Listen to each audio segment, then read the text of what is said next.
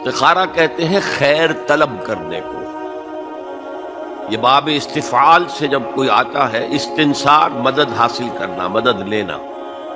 استخارہ خیر طلب کرنا، خیر حاصل کرنا.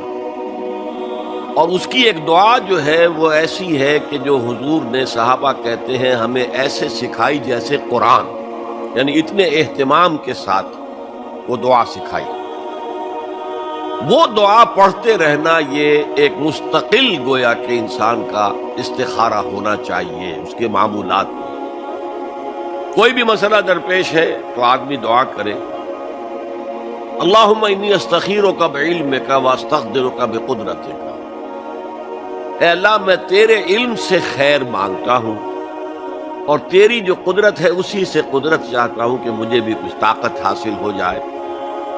اللہم انی استخیرک بعلمک واستقدرک بقدرتک واسألک من فضلک العظیم، اور مانگتا ہوں تجھ سے تیرا بہت بڑا فضل.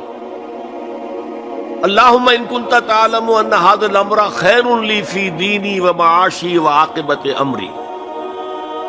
اے اللہ تیرے علم میں اگر یہ کام جو میں کرنے چلا ہوں یا یہ رشتہ جو ہم کو تجویز کر رہے ہیں، اگر تیرے علم میں یہ ہے کہ یہ ہمارے لیے دین اور دنیا اور آخرت کے اعتبار سے بہتر ہے، فقدر ہو لی، تو وہ ہمارے لیے اس کو ہمارے لیے آسان کر دے، میسر کر دے. میسر ہو لی، اسے ہمارے لیے آسان کر دے.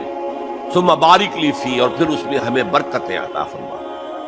وَإِن كُنْتَ تَعْلَمُ أَنَّ هَذَا الْأَمْرَ شَرٌّ لِّي فِي دِينِي وَمَعَاشِي وَعَاقِبَةِ أَمْرِي، اور اگر تیرے علم میں یہ ہے کہ یہ کام ہمارے لیے شر ہے، برائی ہے، دین میں بھی دنیا میں بھی اور عاقبت کے اعتبار سے بھی، فَاصْرِفْهُ عَنَّا یا عَنِّي، تو پھر اس کام کو مجھ سے دور کر دے. وَاصْرِفْنِي عَنْهُ، اور مجھے اس سے دور کر دے، اسے مجھ سے دور کر دے. وَاقْدُرْ لِي الْخَيْرَ حَيْثُ كَانَ ثُمَّ أَرْضِنِي بِهِ، اور اللہ خیر جہاں بھی ہو تیرے علم میں وہ ہمارے مقدر میں کر دے اور پھر ہمیں اس کے اوپر راضی بھی کر دے.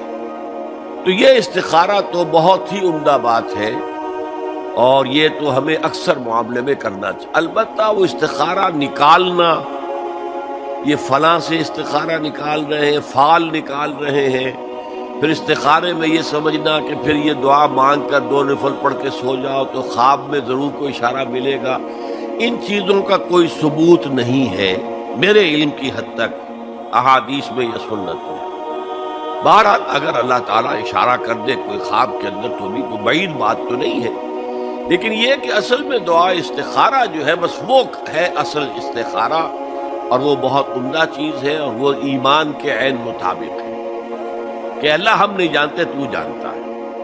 ہم شارٹ سائٹڈ ہیں، ہمیں یہ چیز اچھی لگ رہی ہے، ہمیں پتہ نہیں شاید اس کے پیچھے کوئی بری چیز چلی آ رہی ہے.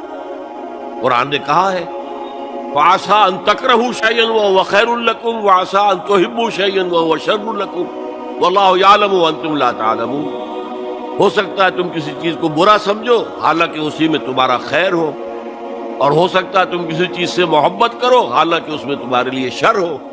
اللہ جانتا ہے، تم نہیں جانتے. تو اسی کو کہتے ہیں تفویض الامر الی اللہ، اپنا معاملہ اللہ کے حوالے کر دو. اے اللہ تو اگر اسے ہمارے لیے خیر سمجھتا ہے تو آسان کر دے، اگر شر سمجھتا ہے تو ہم سے دور کر دے.